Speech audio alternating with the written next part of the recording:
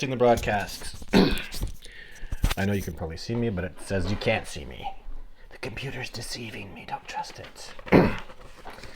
Waiting for the broadcast to be published, it says. I know you can probably see me anyways. And I'm definitely live now. Good day, ladies and gentlemen and boys and ladies and gentlemen.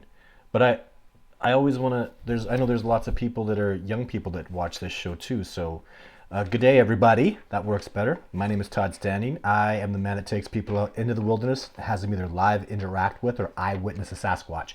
I'm getting so used to saying that I almost want to blah, blah, blah, blah, but I'll calm down and say it nice and slow. It's kind of my thing to say. So looking forward to awesome questions. I have some great questions. What's working really well right now? Hello, Whitney and Jordan. Thank you.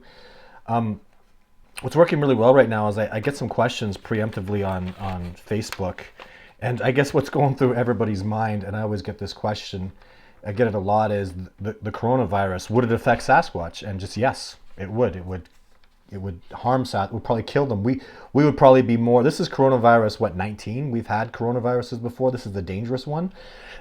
Hey, from Ohio. And yeah, I mean, and how do I know this? Well, because they're so close to our DNA, right? Because they've according to the DNA that I've seen, you know, they've bred with humans successfully. They're not even a separate species than us. And even if you want to say, well, gorillas would be affected by coronavirus, chimpanzees would, because, I mean, that's why primatologists make you wear masks when you go visit the gorillas or chimpanzees. Because your cold will affect them. Your illness will affect them. So absolutely yes. Everything else about coronavirus, I don't know, try to stay home, don't spread it. Let's get rid of it, especially USA. Oh my goodness, USA. Oof, you guys are doing so poorly right now. And man, I love America. Gosh, we gotta get that straightened out. It's just terrible, terrible. So this is a really cool question that I got from Facebook. And they asked me about the different fur color. You know, let's go way beyond that. Let me tell you something.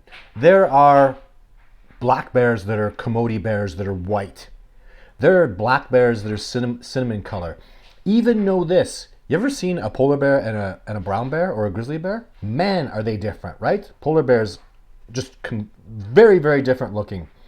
Did you know that they're the same species? Because the definition of a species is, can they breed and produce viable offspring that can breed again? That's what makes you a species.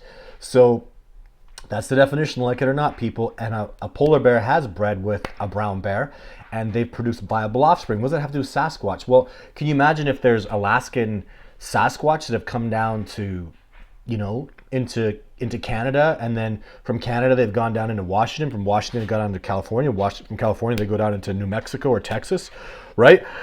I would think that a species like Sasquatch would be much more adapted to move and survive, just even going from being an intelligent species and having the ability to communicate with different troops, or even just go and survive. They're survivors, right? They're the toughest, awesomest survivors in the world. So I just have a feeling, just based on, you know, you're going to get a brave Sasquatch that goes and they're just going to be able to survive and be on their own. Well, understand this, like gorillas can't really move outside their habitat. They need to survive and sustain themselves in their habitat. A Sasquatch, why could a Sasquatch that eats moose not come down and go into Canada and start eating elk and deer, and then take those elk and deer food sources and bear, like, even understand the abundance increases as you go south. There's more berries, there's more sustenance, there's things like salmon and, you know, more food sources. Obviously, I mean, the deer are smaller, but there's more of them when you start going south, right? So anyway, yeah, so I think that's just when you see. And then the other thing too about different colors is, are people really seeing a red Sasquatch, or is it just you saw them in the sun? And because brown looks reddish when there's sun in the background, right? And I've seen that the majority of the time. I have a dark brown female video 4 that I have, the color Jane. She's dark brown and she looks red in some of those photos because she's got the sun right there. I'm telling you, with my naked eye, like every shot you're seeing of her is in direct sunlight, like direct sun. If you know anything about photography or videography, direct sun nukes you. You don't want it. It's bad. You got to put filters and stuff on, and you lose the authentic color. Her, and just when you see Jane in just regular like cloud cover light or in the shadows, she's, I would say, even on not quite dark brown, but on the darker side of brown. She wasn't. There's brown, dark brown, and then black, and she's between dark brown and brown is what I would say she was. So yeah, were they? But definitively, I've seen Sasquatch that were black. Like I've seen younger ones that were black. Video 8 is now we're calling him Kubota. I know, and Kubota is just what I call him. Just for whatever reason, I named him Kubota. I like the name. I'm going to stick with it. And actually, I didn't choose the name. It was a colleague, native friend of mine that had a reason for that. So anyways, we call him Kubota. And he's jet black, you know, or at least he was back when I filmed him. What was that, in 2013? I think approximately. I filmed the video 8 footage, and you know, he's jet black. Now he's got a grayish color to him, but he hasn't gone to the brown at all. He's like black to gray to white is what I think is happening right now. So thank you for the beard comment. Have the beard, not have the beard. When you go on expeditions, I don't know, the beard's probably gonna have to come back for that. But so a question from Facebook, movie, when's my movie coming out? When I get it done. I'm just doing it by myself. I'm just working my butt off, trying to do expeditions, trying to organize and talk to donators, and there's just people are always wanting me on TV shows, and I just have a crazy, but remember, I'm a full-time Sasquatch researcher, so I talk to people about Sasquatch all day, and this is what I do, is just Sasquatch stuff. So if I'm not studying primatology books or reading about the newest information about gorilla and chimpanzees, I'm talking to people about their what's been happening with them, and what's going on with their sightings and stuff like that. So another great question, when am I going other places? Like this particular gentleman said, Australia. Wow. I would love to go to Australia. I would love to start doing research all over, especially into like Washington and Texas and Georgia, Mississippi, Tennessee. I would love that. That would be so great. But you must understand, I'd be spreading myself out so thin, I would not be getting great results where I am right now. Does that make sense? If I stay laser focused on where I am and what I'm doing now, like a primatologist, if you're studying a troop of gorillas, you don't go from troop to troop. You study a troop. It takes you 8 years to get in with that troop, and then you stay devoted to that troop and you work within there, because the results just keep getting exponential. And if I'm at results here at this area, I got to start at ground zero at a new area. It takes so long to get it going. I'll help people. I stand on the shoulders of men and women that are doing research, and go help them and work that way. But I would love to do that traveling stuff, guys. And I don't know, maybe in the winter, I'd like to do a little tour of the U.S. Australia, I would love to go to Australia. Oh my God, the Yowie, the Darnum Drunk Tribe was trying to get me out there. The Blue Mountains of Australia. Are you kidding me? I would love that stuff. And the whole thought of, I know they have snakes and spiders in Australia. Come on. We got black bears and grizzly bears and mountain lions. Oh my, we got scary stuff in North America. So you don't have grizzly bears. Grizzly bears tear you apart. So, you know, the bears are scary stuff. So I don't know, reptiles and stuff. I would just, you know what I would do is I would hook up with a tracker, a boots on the ground tracker. I'm not interested in the PhDs. I'm not interested in the chit chatters and the squeaky talkers. I'm interested in the quiet guy who can track and get it done. I'd go probably hang out with the Aboriginal people of Africa and go find, you know, a great tracker and start. I think I would just pick it up really fast, because tracking ability translates. And I've sort of, when I went to California, I was really seeing how it's very different terrain, different trees, different plants and animals. But immediately I was picking stuff up. It was coming quick, because there's that foundation that I found out that I had, and I didn't know until I went to California. So even I was doing some tracking in Sweden, for goodness sake. They flew me out to Sweden, and just picking things up. Like I saw a hoof from an animal that looked confusing to me, and you know, it took me about 20 minutes to figure it out. I saw the scat, I saw the hoof print. It's a caribou. They call it reindeer. So I hadn't seen caribou. Actually, I'd never tracked a caribou. The caribou where I live have been wiped out for quite some time, and I've never been to way north Canada in the tundra where the caribou are. But I just saw the tracks, and then they were like a moose size and moose shaped, but it was a light animal. So it was a bigger hoof print. I don't want to say bigger foot, but you know, and then I saw the scat, and I saw it was sphagnum moss, and I was like, caribou, right? So trackers just figure it out. Trackers will get you, and that universal ability is wonderful. So I'll do the best I can. I'd like to do stuff. Wintertime would be good, but we'll see what happens. Because again, if I'm traveling to Australia, why aren't I saving money up to get new cameras and better FLIR equipment, and you know what I mean, to do my research here? So it's hard, but I'd love to. Oh man, I would love to do that. Oh my gosh, love. I would love to travel. So another question: gifts, communication, vocals. Have the Sasquatch ever given me gifts? That is such a great question, and yes, they have. They gave me salmon that almost got me killed once. They put salmon on a structure, and a grizzly bear came along and ate the salmon off of it. So that didn't work out so good. And then I've seen before where they make like they weave branches together into a circle. So there was a circle of branches, and then there were berries that were picked. And I didn't know those berries weren't poisonous at the time. This was a long time ago, and I saw that, and I'm right out in the middle of nowhere. And then there's Sasquatch tracks and berries and this twisted twig stuff. And then I took it to the native people, and they're like, "Oh yeah, Sasquatch do that." So that was a gift. And even just something as simple as on an expedition in Nordegg, where we'd put apples up, and I had a gift rock.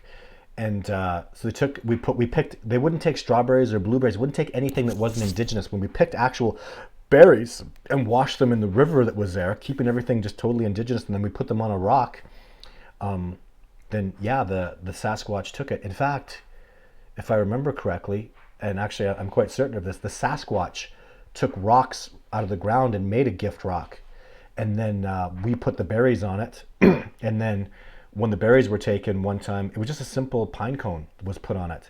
And I remember being with it was actually an MD doctor that was out there with me from Arizona. If you're watching, hey doc, I just won't say your name, but he was out on an expedition with me, and yeah, there was just no way that pine cone got there naturally. I still have it. So, and that was a gift. It's just a weird looking pine cone, but I still have it, and it's exciting to me to know that I hold that pine cone in my hand, and a Sasquatch held that, and a Sasquatch touched it. Just like something I like to do with expeditioners is when we find tracks, a fresh trackway, once we're done examining it and looking at it and measuring it and deriving all the evidence and information from it that we can, I have the expeditioners take off their shoes and step in the Sasquatch footprints, and I'll tell you, that is a magical experience. I have dozens of expeditioners, pretty much most expeditions, the vast majority of like a Sasquatch comes around, they hear it or see it, then we go to the spot, then there's tracks on the ground, and the odds of them having a live interaction is 80%. And then when there's tracks on the ground, I get them to take off their shoes and walk in that track. But I tell you, it's very special. You have to do it when you're really out there and you heard the Sasquatch or saw the Sasquatch, then you go put your feet in the footprints of Sasquatch, and it's a Sasquatch, guys. For those guys, for the armchair quarterbacks, go, what the hell are you talking about? When you see and and all that happened, even like you see in my movie, I stomp my foot on the ground. You can't make an impression like that. And when you go barefoot and put your foot in there, like you'll feel your feet fall into where the Sasquatch's big, heavy, powerful foot was put. And sometimes your toes will slide into where the toes are, kind of like you'll maybe you'll hit the big toe. Your big toe hits where the big toe was, and you can feel it. You feel the movement of it. You feel the organicness of it, and it's such a wonderful feeling. And it's something I really love to do now. I remember the first time I did it. It's just like there's also an energy and a feeling that you get, right? And you just can't not feel that when you're walking in a Sasquatch trackway. It's wonderfully powerful, amazing energy. And I got to start answering some questions here. Hey, Mike, Suzanne. Hey, Todd. Do you think some Bigfoot are more human, and some are? That's funny. That was one of the Facebook questions I just missed. Well, what upsets me is if it is true. I always pause when I have to say it, but the Sasquatch have bred with human females is in the DNA, and I don't think there's any pure Sasquatch left. Maybe let's hope there would. Wouldn't that be nice if there's like a pocket of Sasquatch up in Alaska or maybe northern Quebec somewhere, Maine, some pocket of Sasquatch that just remained pure and has no human DNA? That would be so amazing. The English were like that in New England. When you do the DNA, the people from England, when I say English, actually from England, that settled in New England, their DNA is pure white. And then you get the French that were breeding with lots of different, it's hard to find pure whites anywhere, and that pure white DNA. Just as an example though, people of New England, just stuck to amongst themselves and very well, and and you can see that in the DNA. So maybe when the day comes when we're doing the proper research for Sasquatch, maybe we'll find a little pocket that is like pure and that's going to be, the human DNA would screw them up, don't you think? I mean, we're way weaker. We have no body hair. You could argue the intelligence thing. I don't know, but they're far more human. They're hominid. They are hominids. That's not going to be argued. Again, the DNA is going to be like chimpanzee, gorilla, human, Sasquatch. They're more hominid than we are.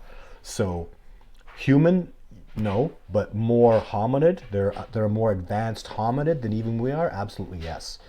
So, and I've talked about that quite a bit. Hey Todd, big fan here. Oops, we bounced all over the place. I was just starting to read that. So, hey Todd, big fan here, Vancouver originally, now in North Bay, Ontario. Have you ever heard of any of the reported Bigfoot sightings near and around Skinwalker Ranch?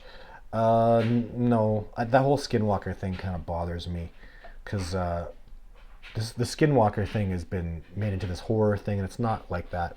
I know natives that have done Skinwalker. Hey, Amanda, I know natives that have done Skinwalker stuff, and what the original Skinwalker, from what I've been educated and what I've learned, is there's this whole horror thing behind it, and killing and skinning and stuff.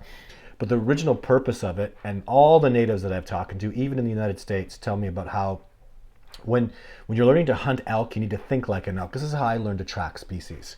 So to learn to think like an elk, what they would do is they would take the skin of an elk and the horns and everything and put it over a man, and a man would go around and be an elk. He'd try to eat like an elk, even though I know you can't, but he'd think like an elk and do like an elk and move like, and he did this for like, an extended length of time. So he could learn to better track an elk, because when you think like an elk, you'll move like an elk, and then you can track an elk. Do you get it? I do that all the time. I think like a bear. I think like even things like if I see a fresh trackway, it's been really, really hot, and I see that they're grazing in the sunlight. Well, I can hear water. They're going to go to the water because they're going to get hot and overheating. They need a water source. So you just learn to think like the particular species that you're following. Hunters do it, right? That's how you know where the food source is, where the water source is, what time of year they're going to be moving for salmon, for berries, all that kind of stuff, right? So you just got to learn to really, if you're in a huge berry patch and you see the way this particular, they're going to loop and do this different things when they get their berries, you just got to know the species that you're studying. The more you study it, so that's what Skinwalkers did. So but that horror thing really bothers me. They take it and make it all Hollywood, like wolves are hunting and killing people. Oh my God. Like that movie that Liam Neeson did. That's such crap. Wolves don't do that. Again, people get so pissed off. The whole wolf thing is a very touchy subject, and I decided to leave it alone. I know how it is. I get it. I understand the biology. I'm out there. I get it. Wolves are an incredible keystone species, and the biologists know it. Boots on the ground like me know it. But then the hunters get so pissed, and then the hunters and the farmers make up the vast majority of everything. And the hunters don't like the wolves killing all the elk and the deer because they're hunting them. And certainly the farmers don't like the wolves because they'll kill cattle like crazy. So and history is written by the victors. It's mostly the hunters and the farmers. They're going to be a good 95% of the population. There's 5% of the biologists and wilderness people like myself. I almost said wilderness expert. I know that's ticking people off too. I don't know. I've spent over 20 years in the backcountry tracking and studying animals. I don't know if that makes me. Been trained by native people. I study biology. You know what? I'm a wilderness expert. Go out in the bush with me. Ask my expeditioners. I can track and blow your mind with the stuff that I know. So I do have a definitive expertise in the wilderness. I've been trained by Survivorman and John Bitternagel, wildlife biologist, PhD. So I have an exceptional knowledge of it, and I see what a keystone species they are. And make sure you're listening. You ask who you're. Hey, what do you do for a living? Oh, the wolves are sons of. What are you? I'm a farmer. Oh, or your brother's a farmer. Oh, are you a guide? Are you a hunter? Oh, you hunt elk. Oh, okay. They hate the wolves. They need to go hunt elk. If they don't get elk, they don't make a living. And you know what wolves will do? Wolves will wipe out the elk right down to they'll take herds from 200 down to 20. That's how nature works in equilibrium. You think a hunter who has an outfitter likes that? Oh no, that pisses them right off. They want to go shoot the elk. So, But the elk herd population will go down really small, and then the wolf population that was up will drop, and that's nature. It's called equilibrium. We survive on equilibrium, your body chemistry.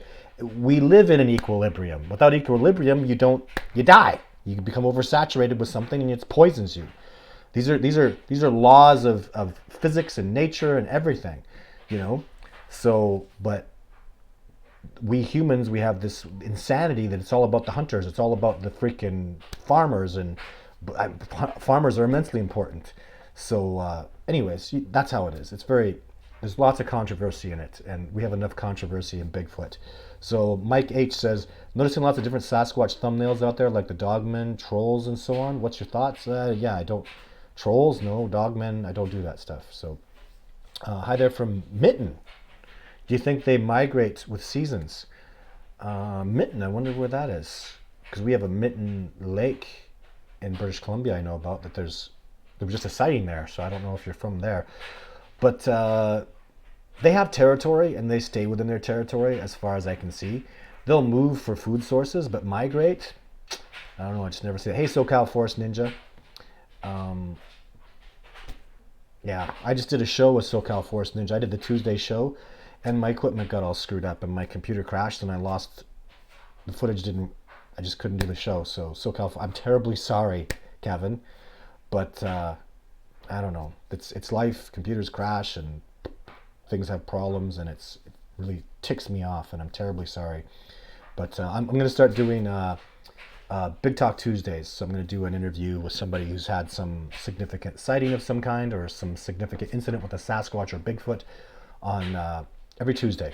So another question I had was the Yeti, Bigfoot, Sasquatch. The Sasquatch and Bigfoot are the same. They're the North American Sasquatch and same. It's like calling a grizzly bear a brown bear. It's the same thing.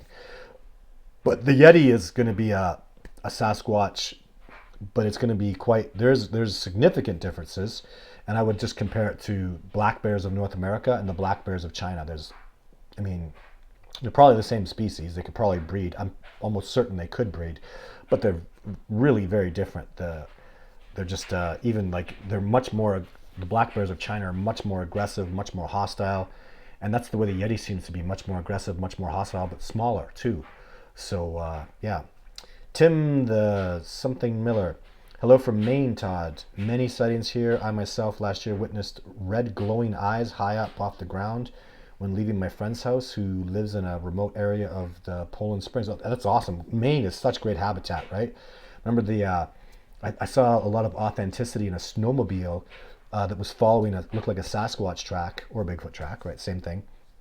And but Maine's got to be gorgeous territory, right? Oh my God, seeing pictures and stuff. I haven't been to Maine yet, but yeah, just beautiful, and you're right close to the ocean in a lot of spots. So congratulations on your sightings. That's fantastic. John Neverick, does Sasquatch see color or black and white through? Oh, see, that's cones or rods, right? When you talk about eyes, black and white or color. And so I would just think, since they're so closely related to humans, that they're just going to see. No, that's not true though. That's wrong. They have night. They can see at night. So I'm going to lean. That's a good question. It's not so simple, right? The glow that I've seen their eyes glow at night. Human beings' eyes don't glow. So that you would deduce based on that they wouldn't see good color, that they would see almost black and white.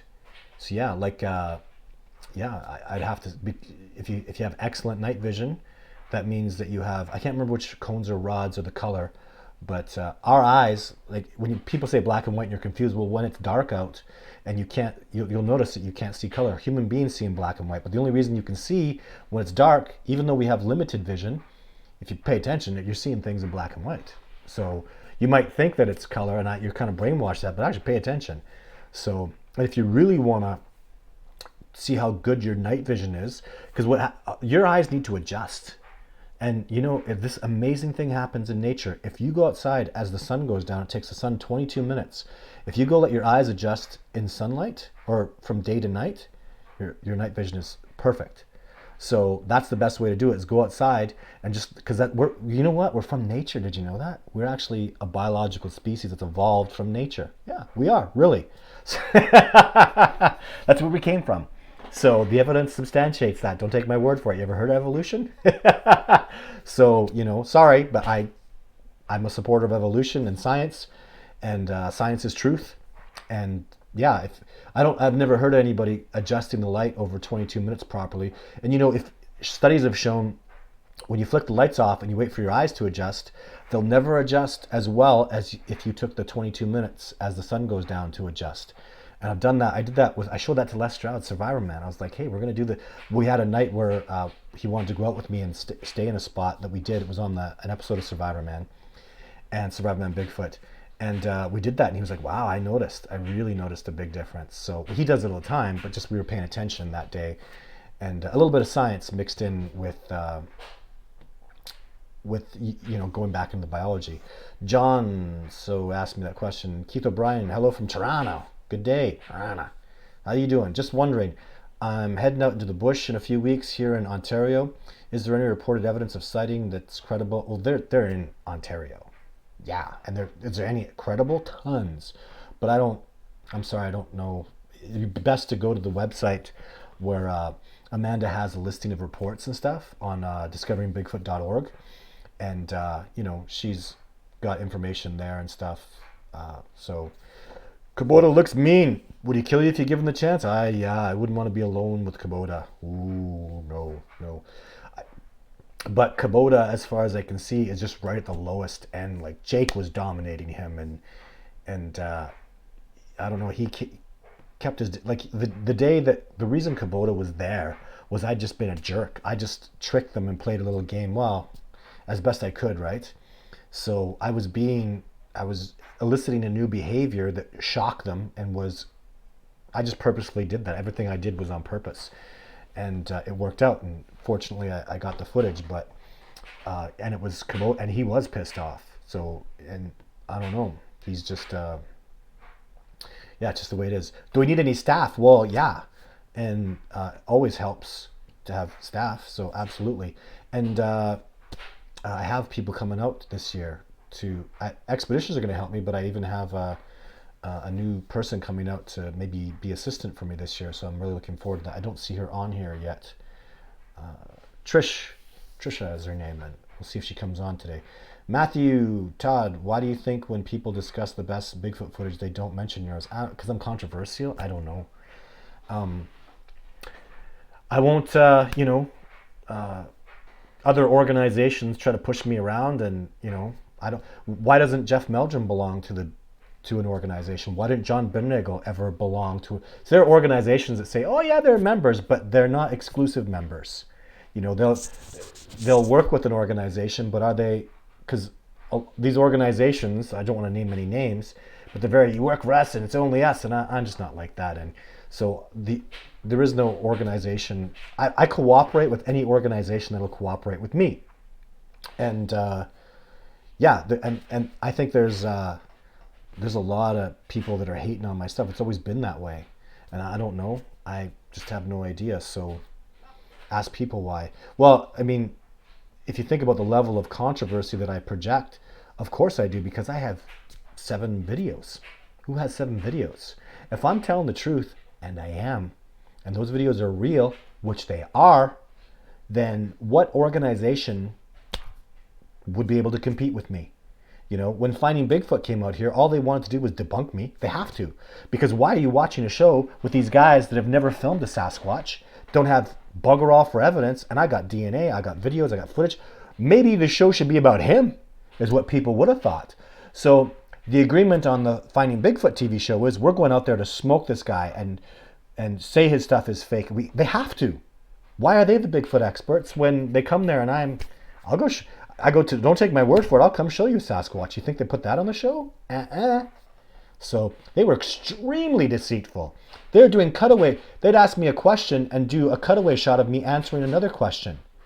So they were getting the wrong answer. Like Les Stroud picked that up. Like, man, they were just a bunch of they're snake oil production. When I signed the little release, it was called Snake Oil Productions. You're a snake oil production. You mean you're a fraudulent production? Yeah, it's fake. We're finding Bigfoot. It's fake. There's no Bigfoot. Most of the crew's like, there's no Bigfoot. We never saw Bigfoot out here, right? So, I don't know. But I haven't. There's organizations that have called me. They actually do this. They'll call you and say, that footage is ours. You're going to give us that footage, and then you're going to tell us where you filmed it, and you're not going to go back there without our permission. And I go, who the hell do you think you are? Don't tell me. I'd be happy to share it with you, and I'll give you a copy, but I'm going back there if I want to, and you're going to own the footage, and I'm not going to I've had organizations, the biggest ones, called me and said that.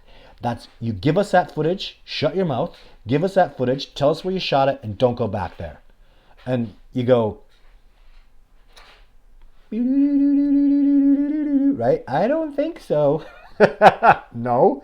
So don't be an ass like that. That's not what cooperation is about. What makes you an expert? Why are you a self-proclaimed expert? I didn't say I was a Bigfoot expert. I study Sasquatch. I'm a Sasquatch researcher. But the word expert never came out of my mouth. So, George, I would love to come on an expedition with you. We'll go to discoveringbigfoot.org and apply. The coronavirus is making people crazy, and I've had lots of people quit, drop out. Even, honestly, I had a lady call me last week and said, I just got fired. I lost my job. My company just shut down. And can I have my money back? And I said, yes. So, what the hell? It's an economic, do I want to say disaster? It's going to be horrible what's happening to people right now. So, and this was a big dream of hers, and she cried on the phone with me, and I was really upset, and I was like, yeah, you'll come next year, you'll figure it out, this will be over soon. It affects everybody. This coronavirus is, it's going to be hard on everything. I do expeditions for a living, I do Sasquatch for a living. There's other things that I can't talk about where it's really affected me, and it's hard on all of us. And let's take a moment to say, my gosh, let's all help each other. And I just put out a thing on one of my social media accounts that if anybody is short on, needs a bag of rice or some potatoes, needs some help with something, please let me come help out. We got to be a community right now. If ever, we have to be a community and help each other out. So those of you that have extra, try to help out those who don't. Because this is bad stuff, guys. Economically, especially, people are dying, and that's awful. But when you can't eat and you can't afford rent, and you have all these issues, let's really try to be. This is where people, when chips are down, is where you show your true colors, right? So sign up for the newsletter, Amanda says. Yay, we have an awesome newsletter, future documentary releases, and more. And she's right.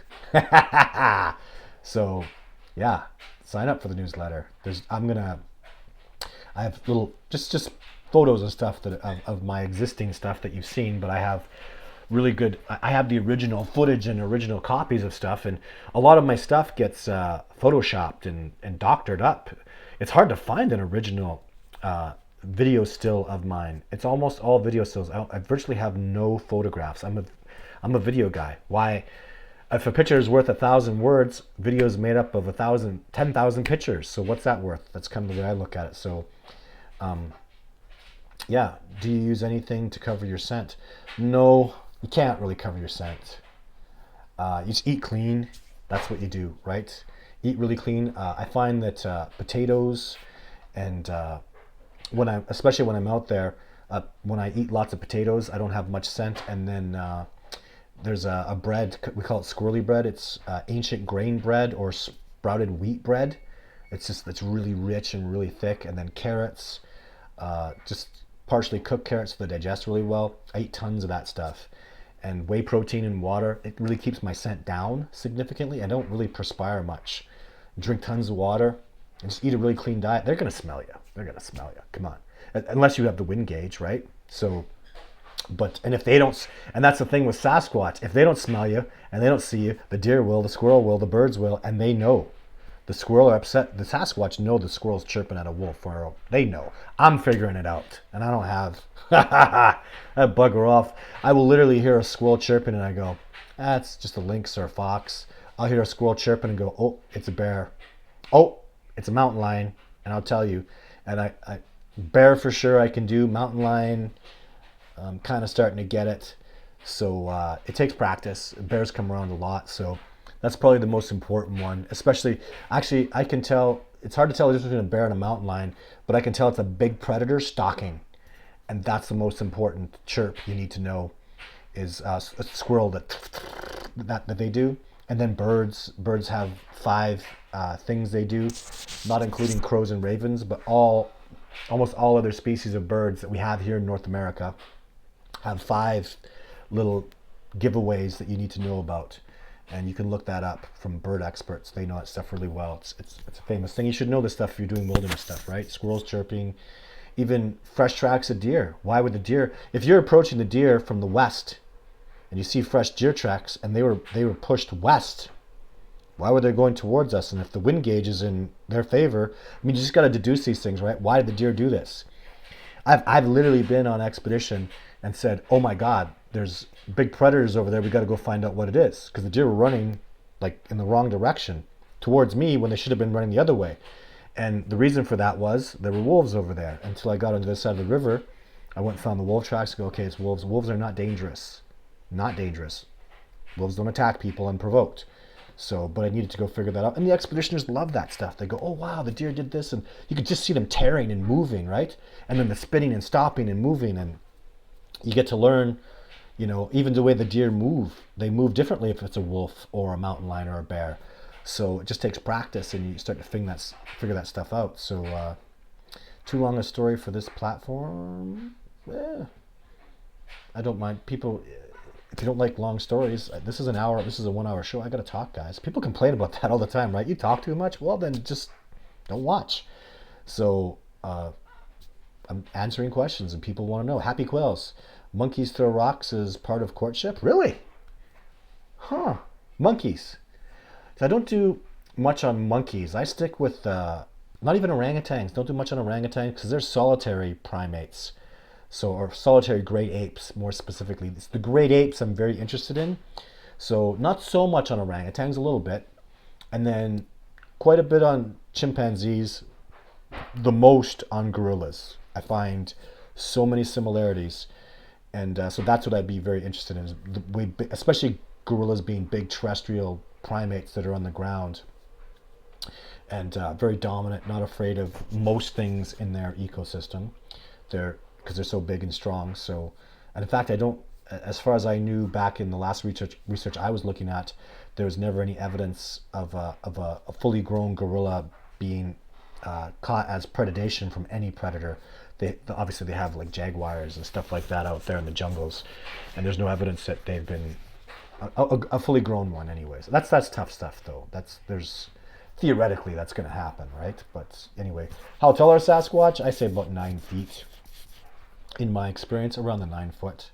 Has any Sasquatch screamed at you? Yes. Sasquatch can scream so loud that you literally, I had a camera in my hand and I was trying to get footage. I literally I just instinctively, immediately, to save my eardrums from severe hearing damage, I dropped my camera and I put my hands over my ears like that and I tucked my head down like I almost went up into a ball, like, ah! And I did. I actually think I made a sound, ah! Like that because it was so loud. And that Sasquatch, and she was screaming because I was trying to get footage of her and we were in a standoff. And it's actually, when you think about it like that, to be honest, it's like it's a defensive mechanism almost. Like if she screamed loud enough, like you're blowing your eardrums out. So here's something I never thought of. How could she tolerate that kind of volume? Isn't that an interesting question? How come she wasn't blowing her eardrums out? So yeah. Anyways, Bigfoot watching, please. Okay. Thank you, Amanda. What else we got here? Someone, Dan Priest says, Todd, there are 100% pure. That would be, I highly doubt that, but that would be so awesome. Should I highly doubt it? Probably not. I shouldn't say that. I don't know. That'd be awesome. You know what? I so hope you're right. And there's a good probability of that, isn't there? There should be some patches that are isolated.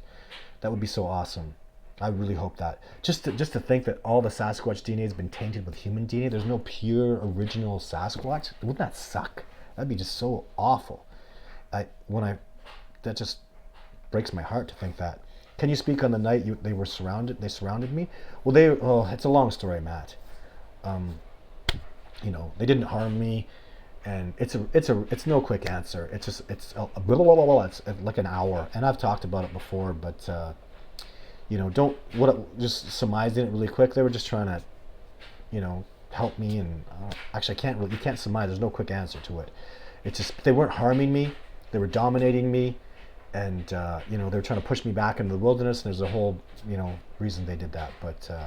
Loggers can get fired for talking about Sasquatch. You know what, Northwest Olympics? You're right. People get fired all the time. Isn't it goddamn preposterous? Wildlife. I know for a fact a wildlife biologist that works for a national park was told, you ask one more time about Sasquatch and you're fired. You ever go public about what you know about Sasquatch and you are fired and we will sue you. Like, he was in an actual agreement because they've done training with him. So he's like never allowed to talk about it, and his career will be ruined. It sucks. I don't know. It really sucks.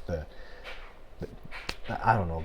The truth is being so suppressed, right? And how could we not be upset about that? It really sucks. But and then Amanda says, "Do you know of anybody who'd speak to us?" You gotta understand, guys.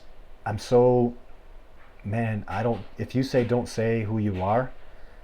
I don't say it. Like, SoCal Forest Ninjas, Kevin's his name. You want to know more? Ask him. I'm not telling you. So many people. I was talking about earlier about a medical doctor from Arizona. I won't say his name. I'm not going to say more than that. He doesn't want to be, and I don't even know if he would mind if I publicly spoke about him or not. He's been on the chat room a couple times at least, and I just keep it private first. Why not keep it private? There's enough men and women that have gone public with me as it is, and it's going public. I don't know. It's not something. I think it sucks. I'd rather not be in the public eye. And you could take the celebrity. Holy crap! All the crap. It's so much crap. So, Bruce Van says, "Hey Todd, haven't talked to you for years. I still think if you can push past the Bigfoots, you'll find something else." Really? What do you mean, Bruce? I still think if you can push past the BFs, what does BFs mean? That doesn't mean Bigfoots. You will find something else. I don't know quite what you mean. Look a little further on that. Dan Priest says, I know we're here. Mambu. There are 2 Andrew Splinters. Okay. Hey, Edwin. Where's the hair? The hair's gone. For reasons that I can't even talk about. Where you get the bread from? Okay. Oh, you're just talking about it's here we call it squirrely bread, but if you go to your supermarket, it's sprouted wheat bread.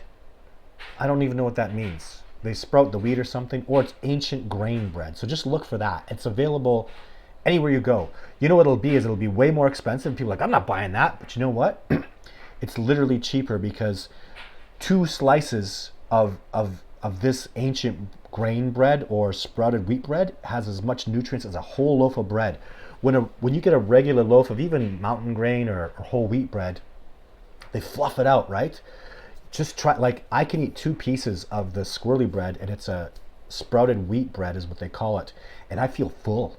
It's like man, and it's almost hard to eat because you got to drink lots of water with it because it's so rich and it's so thick. And then, you know what? There's even the whole digestive thing, right? When it passes through you, it feels good. It does good for your stomach, good for your intestines, just immense amounts of fiber. And when you buy it, guys, just understand it's not that it's expensive. It's just that you're getting much better, richer quality. I mean, sometimes it's if a loaf of bread here is $3, then it's like, well, it's not. Maybe $7 for that. It's you go, oh my God, $7 for a loaf of bread. That's Canadian. So in American money, it would be $6 for a loaf of bread, maybe $1.50 for a regular loaf. I don't buy that wonder crap, and I try to support local grains and local farmers. So catch one. No chance of that, Dave Ryan. No chance I'm gonna catch one. They'll catch me before I ever catch them. They can catch me 100 times. There's not. How do you catch one? Put them in a cage. There's a troop there. Any one of those Sasquatch, if I put the big male in the cage, first of all, holy crap, I've seen them, bear-proof containers with the big steel, I've seen them get bent and twisted. That's the one thing that I lost when my computers were stolen and my footage was a bear-proof container. It has like rolled steel. I don't know. I'd say an inch thick rolled steel. A bear can't get in there. A Sasquatch can, and they did. These natives were making bannock for winter, and they were drying their meat, their deer meat, in just real traditional ways. And they put it in this bear-proof container, and the Sasquatch every year would get in there and just bend that thing open. He didn't even, you think he would have just lifted the thing? Why? He could bend that over. But then again, the rolled steel that holds gorillas in, that would hold a Sasquatch for sure.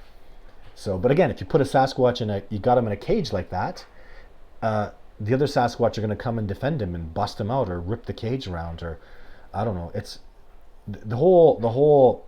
There's such a difference between the dream of it, what you want to do, and the reality of making it happen. Like, and how the hell are you going to hide a cage? For God's sake, guys, you're dealing with a species, like with game cameras. Game cameras, my number one theory that I believe they don't work for is the freaking Sasquatch are watching you put it up there. If you're in Sasquatch habitat, they're watching you. So you're putting a camera there and you're burying it, he's looking at you. 150 yards off in the bush going, well, how stupid does he think I am? I'm watching him put that up. And even if he wasn't watching you, you're dealing with trackers where at 20 yards he'll look and he'll see your tracks going to the damn camera. And then you'll see that you were on your knees or you stood in that spot for an extended length of time and put the camera on. He'll be like, why do you put that there? And he'll look, oh, there's a camera there. And what camera doesn't have a glass piece over it or something? You think, oh, it's really well camera. No, it's not. It's got a piece of glass. It's got a piece of glass like, what is it, like an inch and a half in diameter? 3 centimeters of glass. It shines. And you're going to hide that from a tracker? Like, come on, guys. You gotta really, holy hell, that's preposterously ridiculous. These trackers notice a bent blade of grass. They can see rocks that have been compressed a quarter of a millimeter more than other rocks to see a track. Like, you're talking about the ultimate trackers of all time. And you think they're not going to see a glass goddamn lens? Come on. Like, that would never fool me in a billion years. I've had people try to do that. In a research area that people knew I was going to, they put the cameras out. You know what I did? I was like, why are they walking over there? Then at 150 yards, I'm like, oh, there's a camera over there, there's a camera over there. You know what I mean? Ha ha! And I am no Sasquatch tracker, my friend.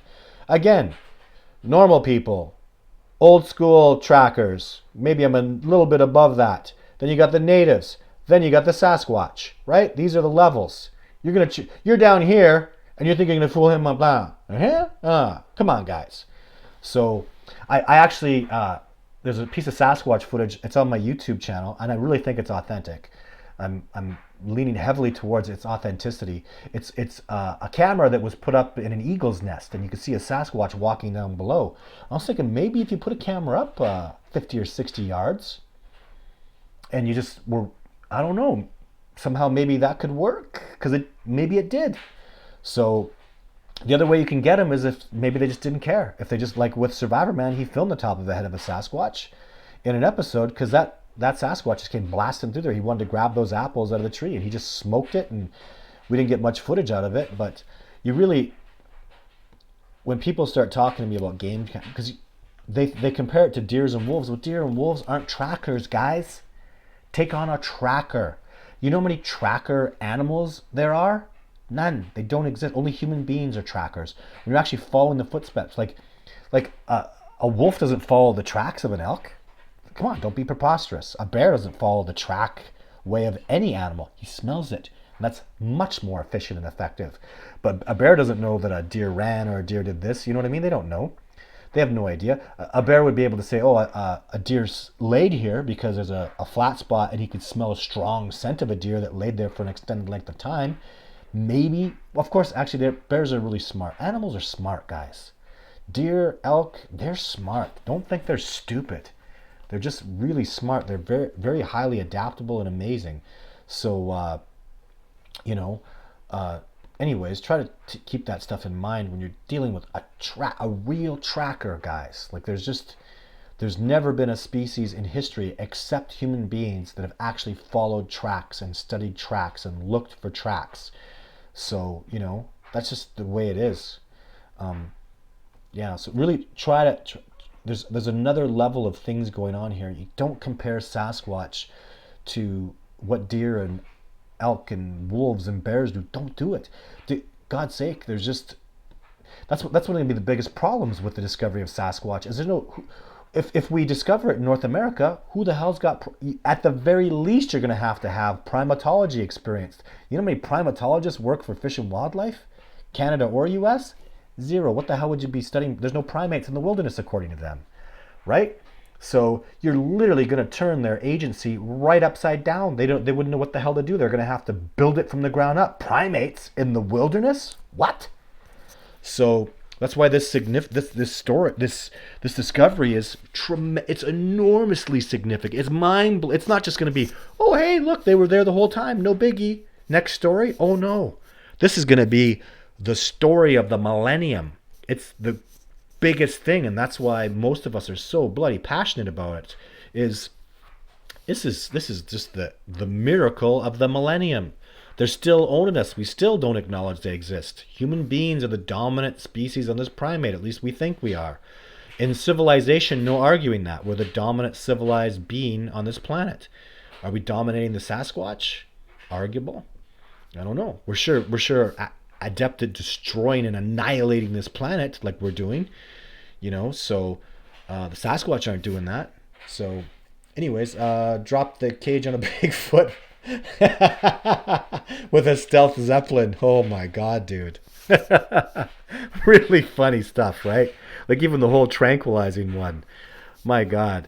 I talked to a tranq gun expert and he just shook his head. Man, you don't know metabolism of these species. You don't know how big the particular individual is. Like you really got to do some homework. And then you're going to go tranq one in the mountains. He's going to go up. And when he goes up and he's climbing and the tranquilizer comes into effect, you're going to fall out of the mountain and die. And then even all that, let's say he doesn't go, you get the weight right, you get the metabolism right, you get him where he actually doesn't harm himself and goes to sleep. Now what happens when so there's a troop of Sasquatch there and you take a gun and shoot a Sasquatch and he falls down like he's dead 2 or 3 minutes later. Now what do you tell the other Sasquatch? Oh, he's just sleeping. No, they're going to think you killed him. And that's his brother, aunt, sister, dad, uncle. They're all coming for you now. Now you go to war. The next Sasquatch you're not going to be able to tranquilize. You're going to have to shoot him. So now, hey, I tranked one and killed 6. What was the point of tranking him? Just shoot one. But then I can't shoot one because they know about guns. This just goes on and on, right? So when you really get into the deep reality of what's going on here, it's not simple like, I just go shoot one. Yeah, you'd be done. What? No. These are not moose and deer and elk. This is nothing like that. If we that know the species are real, and even those of you that believe the species is real, this is not some go put a shot in them and have a good day. It's not like that. You're not going to go. It's not like a bear. They're unknown to science. If they exist, there's something extremely exceptional about it. That's why I've been devoted to this. That's why I've sacrificed half of my lifetime, and so many other men and women are killing themselves and doing everything they can because they get what a tremendous miracle this is. It's world changing and just so tremendous. Like I have people that are like, oh, when they discover them, there's going to be no big deal. No, man. This discovery will turn everything upside down. We're talking about spirituality and biology and so many things. Like we're looking for life on other planets. There's a hominid species right here, highly intelligent, highly adaptive. We're making movies about X-Men and superheroes and King Kong. There's a real X-Men superhero King Kong right over there in the bush. Go watch how fast he moves. Look how strong he is. Look how intelligent he is, Yeah. Matthew Morgan asks, do their eyes glow red when shining light on them? I don't know, because I've never shined a light in a Sasquatch's eye. Never. And one expeditioner did that once, blew the whole goddamn expedition. You don't shine, if you like Sasquatch, you enjoy having them around, don't shine a freaking light in their face. They're going to be pissed right off, right? Bah! So don't do it. And it's bad. So we had a Sasquatch coming around on an expedition, and the guy took a damn light and shined it over there, and it's like, thanks, man. Didn't I tell you 10 times not to do that? And he did it, and that was it. I went a month without having a Sasquatch come around. It ticked them off. Wouldn't it piss you off? You're coming around and some like you do you really get it? Like a light is like holy crap, man. You turn a light on, you look your fire is dim compared to like a spotlight or a flashlight. It's not that concentrated light. And they'll they stay and that shines for miles and miles. You stand out like a sore thumb for anything within you're the you're just like a beacon of hey, I'm here. So don't shine that on a Sasquatch. So, and I've never been in a truck and seen a Sasquatch. I've never been with my light, and to even get a Sasquatch with a light, man, that's going to be difficult. It's going to be maybe not. Maybe if they come around, you just turn your light. But if you have your light and you're scanning, they're going to back away. They're going to see the light and they're going to see you're pointing it and they're going to move off, right? So I just think bright lights and Sasquatch don't mix. And if you're doing this research and you want to do something long term, I wouldn't be shining lights around because they're going to know, even they're going to learn about you. You're a light shiner. Every time you hear sound, boo, light goes on. Well, they're not going to come around then. What if he shines? What if he gets lucky and shines that damn light on me? So my Sasquatch know they come around. They make lots of sounds. I don't shine no light on them. I might, and I'll even have a light and I'll be pointing at the ground. I'm very specific, pointing at the ground. My Sasquatch, all of them know. Todd Standing and the people that Todd Standing come with, all but one, never shine a light on us ever, ever, ever, and that'll create, that extra ability to get more success. You must understand that. So for those of you doing research, and if you don't want them to come around, you don't like them, shine lights in the forest. Even if a Sasquatch isn't there, they're going to see you do that and they're going to stay away from you. So it would probably be an excellent deterrent. What do I think of the Sierra sound? That's that 1971's. If that's the same one, I'm pretty sure it is. I think they're very authentic. Very authentic. I've heard Sasquatch do that stuff, and I lean heavily towards that being absolutely authentic. The Sierra sounds, just even I've heard Sasquatch kind of make similar sounds that not precisely but similar, but it's that volume, guys, and it's not a coyote. Oh my God, I've had these stupid people coyotes. What the hell? It sounds nothing like a coyote. So if it's not a Sasquatch, then it's somebody hoaxing. I can't see an animal doing that. And in that location, I'm very familiar with the species there. It's just too loud to be any kind of bird or... That's where Sasquatch, that's what really convinces me about a Sasquatch. There's a couple recent sounds that are pretty popular. They've done really well in social media, Sasquatch sounds. And if they're really, really loud, you tell me, like, wouldn't a megaphone make when it's loud and crisp and organic sounding, like it's coming from a living being, not from a speaker or from a megaphone? It's very possibly a Sasquatch, right? And some of the sounds I've heard, oh my God, they're just so authentic. And no wonder they're being blown all over social media. They're doing so well. I think it's because people, just us as human beings, listen and go, whoa, that sounds so organic, so authentic. And there's a good reason for it, because it may very well be a Sasquatch. So it's just my opinions on it, right? Game over for one to come in full view. I don't know what he's talking about. How much does a hen weigh? I don't know. Dave Ryan, the BF researcher, okay, you guys are just having a conversation. That's cool. Talk amongst yourselves. Whatever new species man discovers or studies in captivity, he usually destroys. So personally, I hope they never catch one. Well, Mark, really good point. But this is just another level. You can't put a Sasquatch in a zoo. You can't. They're sentient. They would have to, just based on morality, the day they prove gorillas or chimpanzees are sentient, they got to be taken out of zoos, because now it's slavery, right? And they're close. There's a lot of primatologists. That's a big debate. Are they sentient or not? And there'll be no debate with Sasquatch. They are fully sentient. No doubt about it. I want to talk about, I have this question too from Facebook. A lot of people say this to me, and I really wanted to discuss it today. Bring a chimpanzee or a gorilla. I hear that quite a bit. And, it sounds crazy, and it is. It's very preposterous, because if I brought a chimpanzee or a gorilla out there, a bear would try to kill it, or, you know what I mean? Like, so many things could go wrong. But what I'd like to give credit to these people for is if there was some way I could make that happen, I really would, because I'm telling you, I think a Sasquatch would just be awesomely excited about a chimpanzee or a gorilla. Just so many things, the behavior and the movement of them. I think that a Sasquatch would lose his shit excited over a chimpanzee or a gorilla. I think especially a gorilla, but even a chimpanzee. Gorillas are so, they have a mannerism about them and a temperament that's just so Sasquatch like, and I think they would just lose it and come around and be so interactive. So a lot of you people out there, well, that's a stupid question. I don't think it is. I think it's a great question. Just the theory of it is very exciting, but I can't, like a chimpanzee wouldn't listen well enough. I don't know what the hell a bear would do when a chimpanzee came around, and putting a chimp on a leash, and that's actually not something I would want to do. I'd be quite uncomfortable with that. So they're expeditioners that for the first time ever, teenagers are coming out with me this year with their adult parents, and I'm very uncomfortable with that, but it's, you got to try new things, and the families are very, very adamant about it, and people have been banging away at me to do this for years. So just children are so precious. And yeah, Dave Ryan says, have had Bigfoot experiences from age of 13. That's awesome, Dave. Congratulations. We'd love to hear about it at bigfootencounter@gmail.com.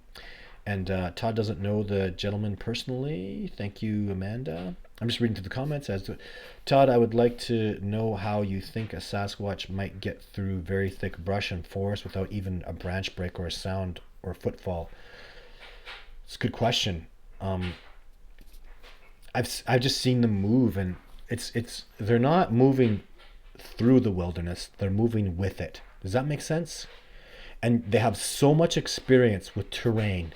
They're going to know where to put their foot. They're going to know how to move, and it's their home. Maybe they've traveled through there 20, 30 times before. And when I say they move, not so much through it, but with it, they'll grab trees and change direction. And they know how to put their hand on the tree quietly and grab it solid instead of slipping your hand. Like, there's so many things. I learned to walk through sphagnum moss through greater distances because of the Sasquatch trackways and the way they move their foot. I was like, man, they're moving their feet different on the sphagnum moss. And I started rolling with the moss on my foot with the heel, and I really roll it and let it push me off. And I found, because sphagnum moss can really wear on you when you're walking through, thick sphagnum moss. And I started walking like the Sasquatch. I was like, man, this is way better. This is that fluid flow that they have. It's just so much experience, so much agility. I remember seeing a Sasquatch running through the woods on an occasion, and there was like a heavy brush, and he literally like compressed himself where he touched, like he leaned forward like a hurdler, except with both legs, came up and almost like touched his toes, flattened out his whole body, and then when he came out of the tight spot, he was just back, like his feet were right back on the ground. Just agility and strength and the ability to know your terrain and move it. So many things that they're so good at. People have no idea what species, what animal have you ever heard of that compressed his body like a hurdler will compress himself against running blocks. The Sasquatch will do that up against trees. No bear, deer, moose, mountain lion, no animal does that. Can you imagine seeing a mountain lion compressing himself up against a tree so he could shoot off faster? That would be smart, wouldn't it? But they don't do that. Sasquatch do.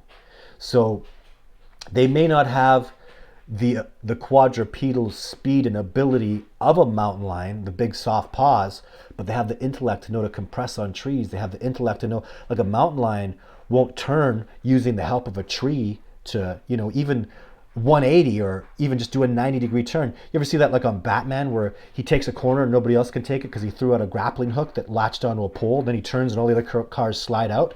That's what a Sasquatch would do. He grabs hold of a tree and makes that turn. And he probably knew the tree was there. He probably has been on that ground before. This is their home, people. How many times has he run through that segment of bush? And don't say never. if you're seeing a Sasquatch, he's probably been watching you for years, at least weeks, probably months.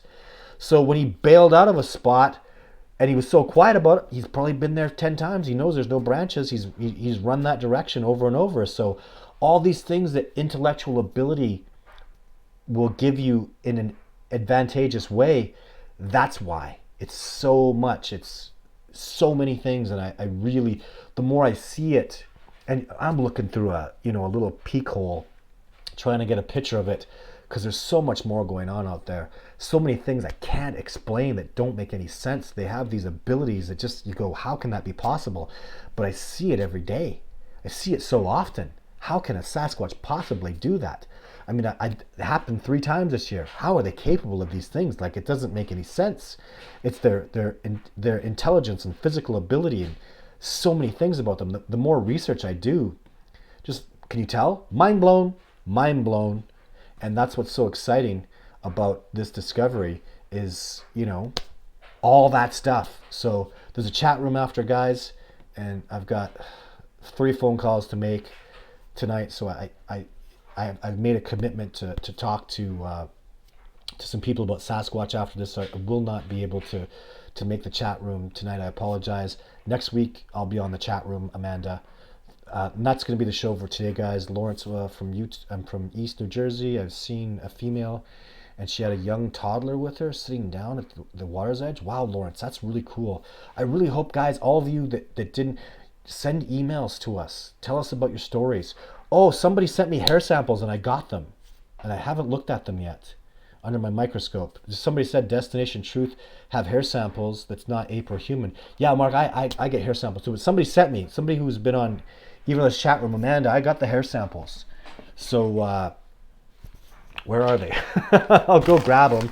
I get tons of letters from people and stuff, but I'll go start looking at those. That would be awesome, because you can, just based on the phenotype of Sasquatch hairs, I have a light microscope, based on what Jeff Meldrum has taught me. There's things that I look for in a hair that will lead me to believe heavily that it's likely a Sasquatch hair, and then I can, but I'm not going to get a DNA test done until I generate more revenue. DNA tests are so much money, guys. Oh my God. It's very expensive, and I had it done before. We're going to get another DNA test. You understand, I've had DNA testing done. It's come back as, what was it? I got to be precise here. I think 2 of the tests, 2 of the 6 were completely non-human. Anyways, we'll talk about the DNA. I actually did a video about the DNA, so it's out there. But thanks so much for tuning in today, guys. I love doing this show with you guys. Always so much fun. The computer, all the problems with the glitching the computer are done. Amanda, Phil, everybody that we've all been frustrated about it. I actually have a hard line now, and there should be no skips or anything at all. It should be a nice, crystal clear, good video. So thank you so much, guys. There'll be a Throwback Thursday video tomorrow, Sasquatch Sunday, and I'm going to do an interview. If those of you who had sightings and have this impressive stuff, time for interviews. Big Talk Tuesday, right? I'm going to start interviewing people, and I'd love to hear about your stories. I just warn you, if you're faking it, I'm not going to be afraid to question you. I'm not going to be afraid to go, that doesn't make sense to me. I'm never afraid to go, that doesn't sound very realistic to me. So I'm not going to be a jerk about it, but I'm just trying to encourage people that if you got some BS, I don't want to hear from you. If you're not honest and you're just trying to make up stories, because I am going to be asking questions, and I am going to, somebody who was there and somebody who's authentic, like Bob Gimlin, who saw a Sasquatch, I asked that man questions and he's got it and he gets it, and it's all there. And I expect that from people. I got my little cues and my little things that I look for. Kubota, just the last thing, Kubota is in the radium research area. So good night, everybody, and we'll have more fun. I'll be back.